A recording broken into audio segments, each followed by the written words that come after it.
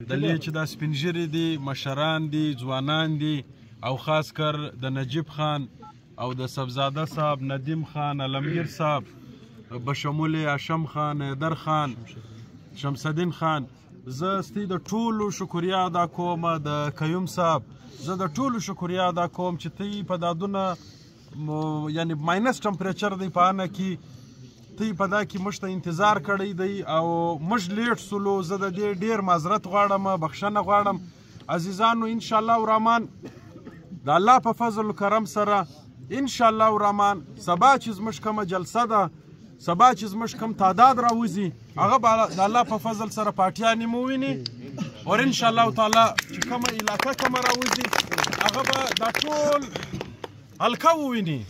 چې د ده سره کم پاور شو ده کم عوامي محبت دی او کم خلک ورسره دي کم ځوانان ورسره دي او د هرې طبقې سه د هر قومه سه د اردو سپیکینګ نیولې بیا تر کاکړه پورې تر خلجي پورې تر هر قوم تر ناصره پورې دا به ګرده زموږ د یو ګلدستې په شکل راځي دا جلسهګاله دا جلسه به کامیابه کیږي او موږ ته زه ان شاء الله الرحمن سبا په جلسه کې د هني او د دا علاقې کې چې کوم قومونه آباد دي دا زموږ ستی وطن دی دا زموږ ستی علاقه ده دا زموږ ستی راج به دلته چلیږي نو ان شاء الله پر دې به زه تفصیلي سبا په جلسهګاه کې ان شاء الله الرحمن زه به خپل یو تاریخي سپیچ کوم چې د دا هني او د دا علاقې سه و دا ملک ته خاص کار د دې ملک چې کومې محکمې دي او د دې ملک چې کومې ادارې دي دا علاقې په توسط چې څونه دا سپورټ شوې ده زما نه دی خیال چې بلې علاقې دي بیا د دا ملک خیال کړی او دا ادارو د طرفه چې موږ څونه سپورټ ورکړی دی زما نه دی خیال چې بل چا دې دونه سپورټ ورکړی ان شاء الله الرحمن سبا پر چوک دا جلسهګاه د دې دپاره به تی پر یوه بجه دلې خپل شرکت کوئ موږ هم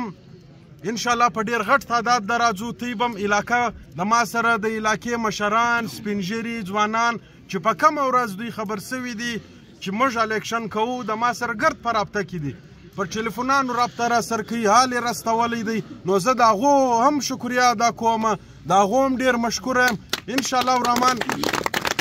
خاص کر هنا وړک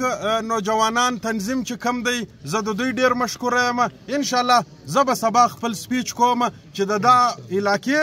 او د دا ټول قوم په دې کې چې کم آباد خلک دي بشمول موږ ته د دا ټول ان شاء الله یو تاریخ به سبا موږ په دا جلسه کې زه سپیچ وکم چې د خلکو لږ سر خلاصي چې د خلکو د علاقې پر وسایلو پر مسایلو به وګایږو د علاقې چې دلته کم زموږ ستی آباد قبایل دی کم په هزارو ایکړ ځمکې پرتې دي پر دې به وګایږو ان شاء الله الرحمن یو تاریخي سپیچ به او په دا سپیچ کې به زموږ ستی د ګرد یعنی سترګې پورته وي په دا ګرده ښار او په دا ګرده ملک کې ډېرې مهرباني